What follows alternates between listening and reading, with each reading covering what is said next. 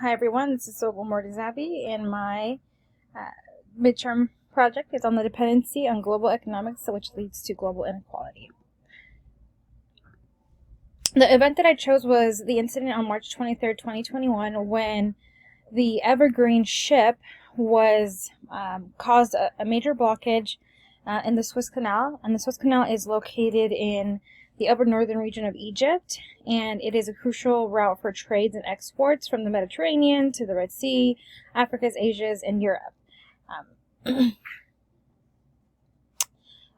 Evergreen, fun fact, the Evergreen is actually the size of the Empire State Building.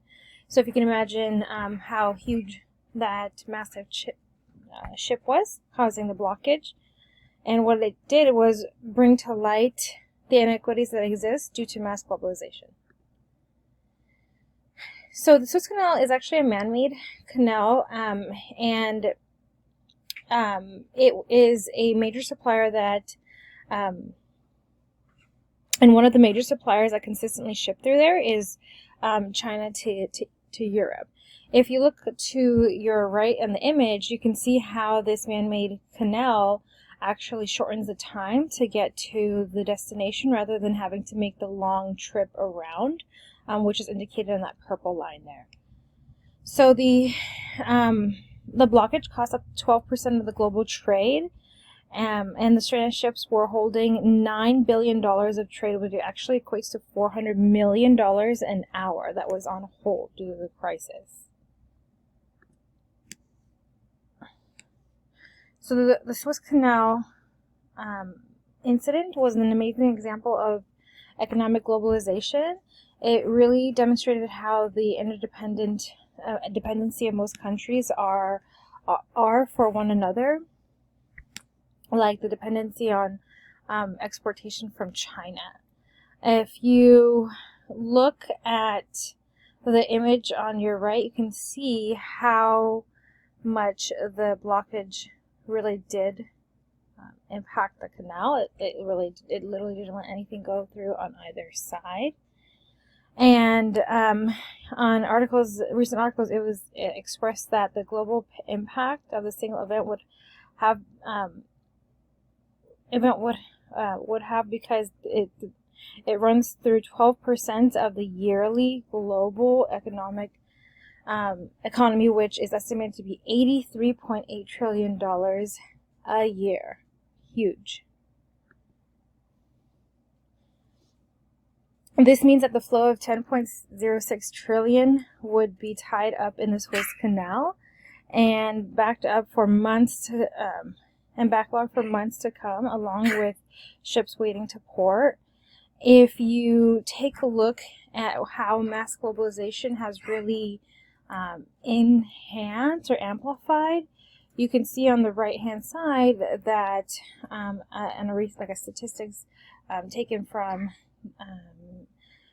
Statistica in 2014, you'll see that Asia Pacific actually generates the most annual profits from forced labor. So it really makes you think about the human toll that's taken in regards to the mass globalization. And what the Suez Canal really brought to light is just that, how much our quick service and supply needs are obviously convenient for us, the buyers, but then there's that human toll behind it that a lot of people fail to ignore or just don't even know. And of course, it's no secret that China has forced labor camps that are a great deal of goods and exported from there. One of the theories that would best describe this is the world system approach, and it speaks of the way core nations interact with peripheral, semi-peripheral, and core countries, and how the competition for resources is usually won by the core countries, while peripheral and semi-peripheral, peripheral have a dependency on core countries and struggle to get to where core countries are due to that dependency that they have. And peripheral are the in-betweeners who don't necessarily have the same technology or infrastructure, but have that manpower to try to achieve that core nation.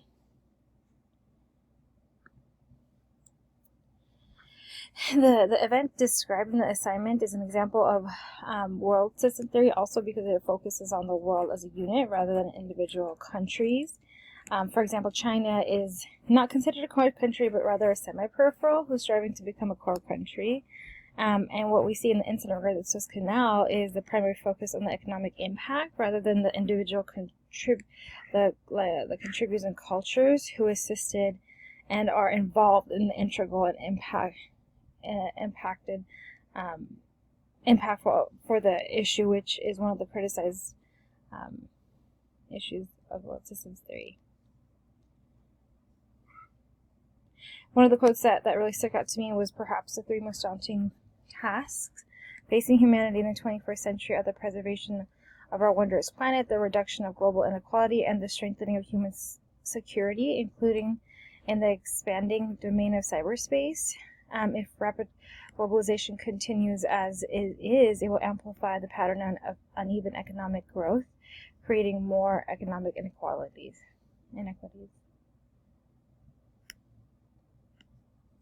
Interdependence between nations can cause regional or global instabilities if local economic fluctuations end up impacting a large number of countries that are relying on them. This is even more certain when crises such as the Suez Canal blockage occur, which further delay the impact of dependent countries. And when, even if the incident is out of their hands, for example, is still there's still that demand that needs to be fed. And there was a recent article that I actually read that now large organizations are actually looking at the owners of the Evergreen ship to pay them back for all the damages, quote unquote, costs, which is anywhere up to $1.8 billion. That's huge. Global social and poverty problems will increase in order to meet demands of consumers, which will take advantage of the poor regions and individuals more and continue to see a rise in global issues. That income gap will obviously heavily profit the wealthy and not just keep the working class or the lower class very stagnant and not have the same impact.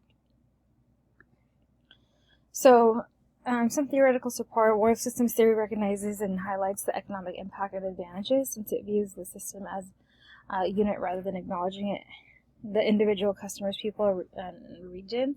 So it takes this unified approach where doesn't seem to be really effective, especially where you really need to be that situational leader approach where you're actually examining every single situation rather than just the whole unit, and that's obviously causing a lot of the gaps that we're seeing today in inequities. And one of the criticisms within the world system theories. So it really kind of makes you think about the human toll that is being taken due to mass globalization. The world system theory also designates country between core countries, semi-periphery, and periphery countries based on the developmental and growth level. This demonstrates the interdependence between certain countries and how much one can be impacted when a crisis occurs. Considering China is a major supplier and contributor to most trade, small peripheral countries usually struggle finding a path to come anywhere close to higher rank because of the increased dependency on other countries. Some of the improvement opportunities that I listed here are creating awareness and taking actions on the inequities that exist due to mass globalization. Just kind of having awareness and just having clarity on what you're buying is really important. So knowing not only knowing where your products are coming from, but how the human toll is being affected is really important. There's some companies, like I believe I can't remember some of the companies' names offhand, but they actually focus on healthy work conditions overall everywhere, and I think that's really important. When you're outsourcing, having regulated rules and such as minimum wage and ensuring extremely healthy work environments and conditions, reducing the amount of dependency between core and periphery countries, and creating a solution to share success and not have mass economic inequalities, incentivizing products that are domestically made to increase an internal economic boost and reduce unemployment and encourage country growth, restructuring the way goods and services are imported and exported, placing sanctions on countries that decline or refuse to provide better working conditions for their labor force, having set guidelines and rules, not using any kind of forced labor, nor paying workers and other means and monetary value. And for example, there was another article that I read where Bangladeshi women are working like 12 to 14 hours a day for these large organizations and not getting paid any monetary funds, but rather paying off whatever quote-unquote debt they owe, whether it's like a personal debt or whatever it is, but they're literally not getting paid for these long hours that they're investing in making clothes or whatever the product is. Incorporating same guidelines and benefits even if you outsource. If we're getting health benefits and resources here that help us, but they should be happening when you outsource. Creating backup plans in times of crisis that would not hinder production, people, and economics. And here are my references. Thank you so much.